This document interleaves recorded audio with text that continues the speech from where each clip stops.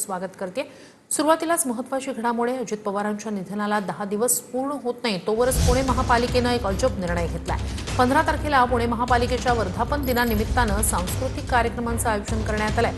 शोककाळ सुरू असतानाच असे कार्यक्रम आयोजित करणं कितपत योग्य असा सवाल आता विचारला जातोय।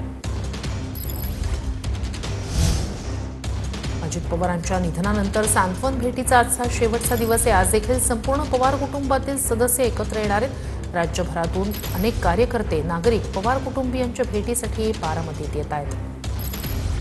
तर सहयोग निवासस्थानी मोठी गर्दी होण्याची शक्यता आहे। अजित पवारांच्या विमान अपघात प्रकरणात क्लीन चिट देऊ नये असं हर्षवर्धन सपकाळ यांनी म्हटलंय। अजित पवारांच्या विमान अपघाताची सखोल चौकशी व्हावी असं काँग्रेस प्रदेशाध्यक्ष हर्षवर्धन सपकाळ यांनी म्हटलंय। पार्थ पवारांना जशी क्लीन चिट देऊन टाकली तशी विमान अपघाताची क्लीन चिट देऊन मोकळं न होता त्याची सखोल चौकशी करावी ही आमची मागणी आहे। विमान अपघातात नक्की त्याची सखोल चौकशी व्हावी। संशय हा घोघावतोय, अनेक प्रश्नांची उत्तर मिळत नाहीये आणि एक लोकनेता गेल्यानंतर त्याची पारदर्शक पद्धतीने चौकशी